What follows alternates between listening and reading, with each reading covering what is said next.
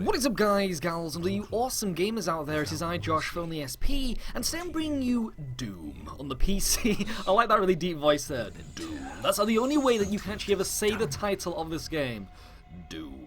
This is also in ultra settings today, so I thought I'd treat you to seeing what the game is supposed to look like, because I have this on PlayStation 4 as well, and there's a little bit of lackage when it comes to the actual visual quality on the consoles, obviously, because this is supposed to be kind of like touting the new engine by ID Software, and you know what? I have to show you in all its glory. Look at those sparks, look at those colours, look at that shadowing and just that violence is just really, really good, really, really awesome.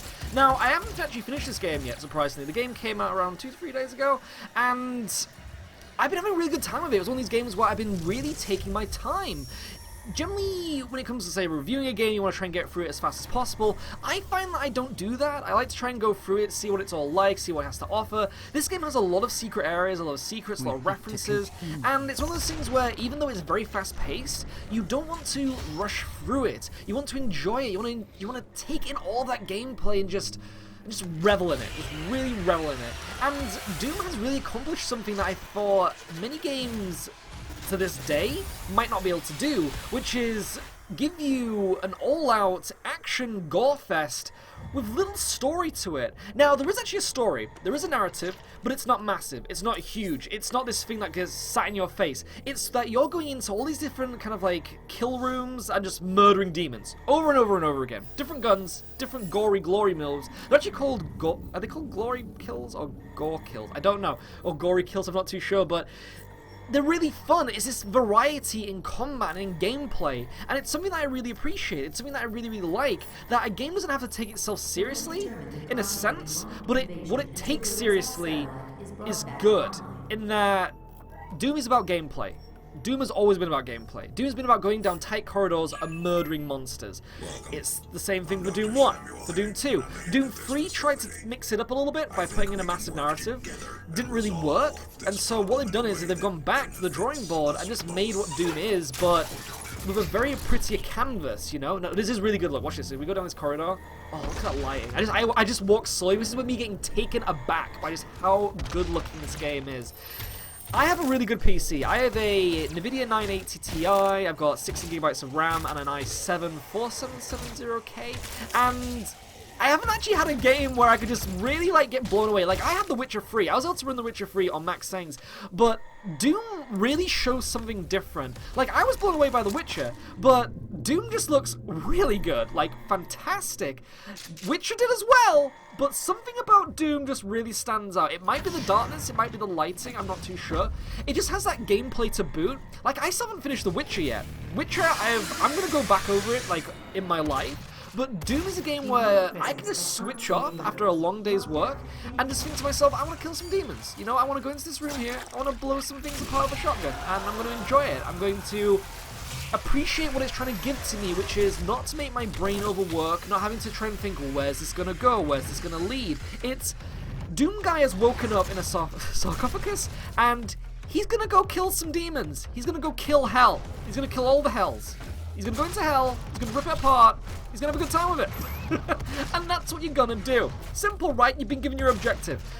And I like that. I really, really like that. We haven't had many games like that. And Bethesda have surprised us, especially with Machine Games, who did Wolfenstein: The New Order. Now, you may remember that Wolfenstein was kind of like Doom in that it was a corridor shooter, you're going down, you're murdering stuff, and then you kind of, that was it. You know, like Doom was. Doom was kill hell, Wolfenstein was kill Nazis. But then what they ended up doing during Machine Games' kind of like time with it was that they ended up making a story, and they made BJ Blazkowicz's kind of character this really deep, kind of thought-provoking dude who had opinions and a personality, and everyone was like, wow, you did that? That's amazing, that's fantastic, I love you, I think I have feelings for you.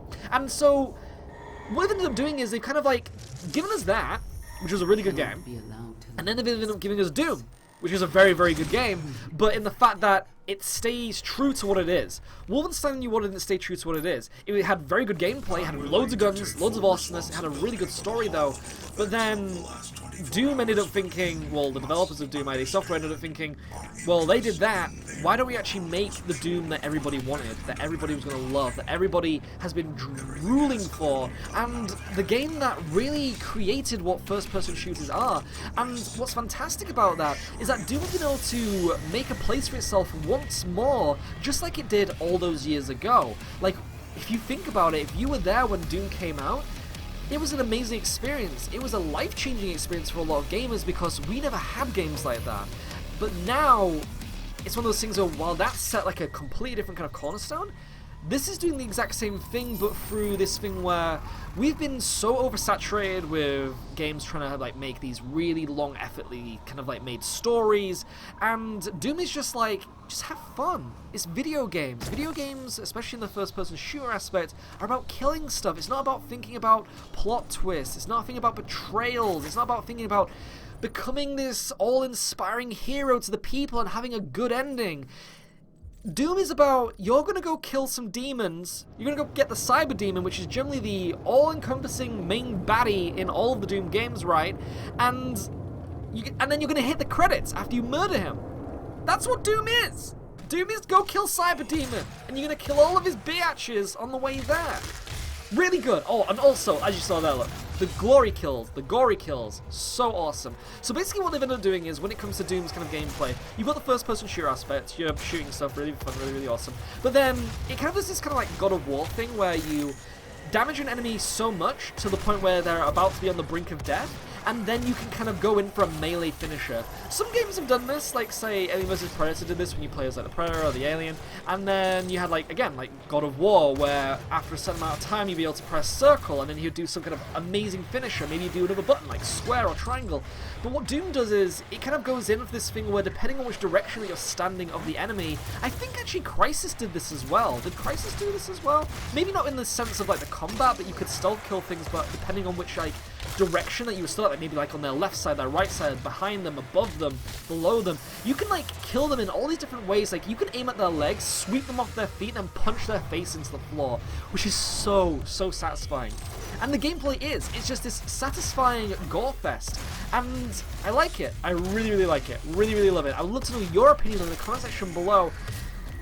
What do you think of this idea of games coming back without stories? Well, little bits of story, but mostly focused on the gameplay. Because remember, that is what video games are about. Video games are about playing games where it's interactive. It's all about focusing on the objective at hand, which is to kill things in rooms, which is to Mario jump over platforms. Mario never really had a story, if you think about it. It was all just about, you know, trying to beat the levels and seeing how well you can beat the levels, and seeing if you could do it without dying, and seeing if you do it as fast as possible. Here's another thing, look. The collectibles in this game are so fun, so awesome. And what's great about the collectibles is that the Easter eggs are also really good. So you may have noticed at the start, when we were doing that first kill room, when you're going through that door, that we came across a Fallout reference. There are little things like that. There is one little level, I think it's after this one, this little action figure. So you can collect kind of like little Doom guy action figures and you kind of interact with them and stuff. The animation in this game is very good. Like just how the Doom guy moves and how he kind of portrays his silent protagonistry, where he kind of like will break things, he will punch things, he will curiously just mess with things. But then there's a level, I think it's after this, where you go into like a molten refinery, and what he ends up doing is if you fall into the lava, he does a Terminator 2 reference where when he dies, he goes into the molten lava and he does a thumbs up. Which I thought was brilliant. And there are little things like that. There are so many little things like that. You can find classic Doom level type areas, say like the ones where, you know, like old Doom 1 and 2. Wolfenstein did this as well, with its kind of like nightmare dream sequences where you could kind of like experience Wolfenstein how it used to be.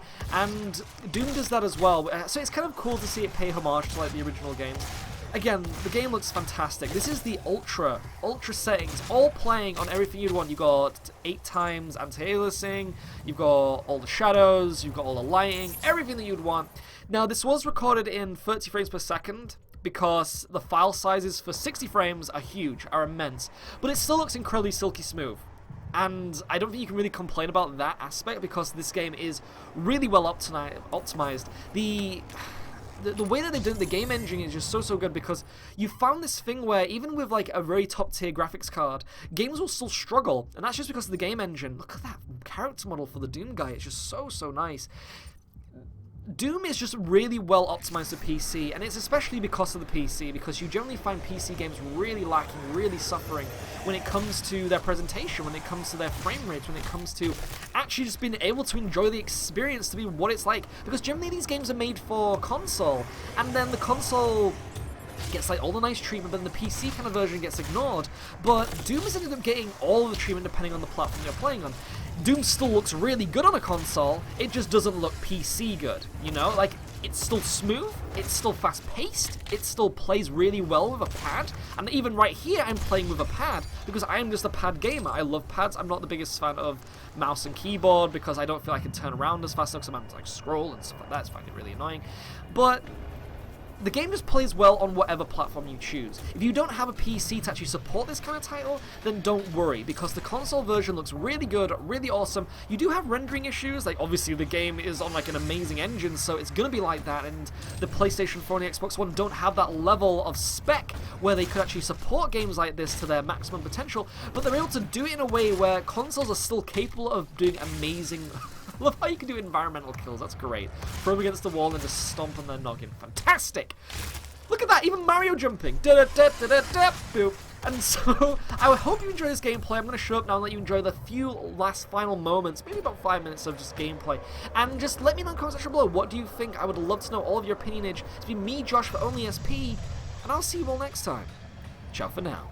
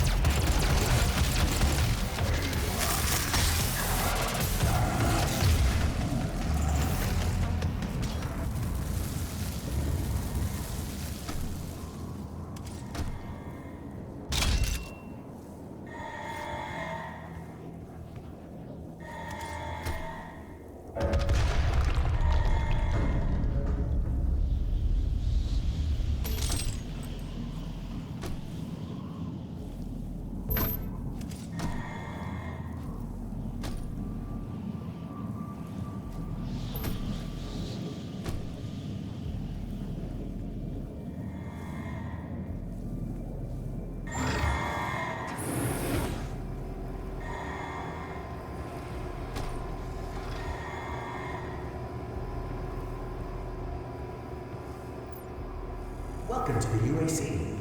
Now 221 accident-free days.